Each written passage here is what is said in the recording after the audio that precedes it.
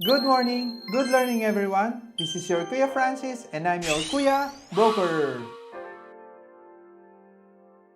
Our real estate word of the day is down payment or equity. Mga ka-property, ang down payment or equity is the amount or the difference of the selling price and the approved loan amount. Sample, may binili po tayong property na worth 10 million. Na-approve po tayo sa ating loan ng 7 million. So mga ka-property, magkano po ang down payment natin or equity? Pakitype naman po sa comment section. Tama mga ka-property, 3 million po ang ating magiging down payment or equity. Then kung tayo po ay nagbayad po ng reservation fee, ibawas lang po natin ang ating reservation fee sa down payment. Meron naman po mga cases. The price of the property is worth 10 million, then the developer or the seller is requiring 20% of the 10 million. Then the developer requires a 20% down payment which is 2 million. Pag na-approve po sila sa kanilang bank loan na 7 million, meron pa po silang kulang na 1 million which will be your additional down payment or equity. Mga ka-property, wag lang po sila malito sa mga terms.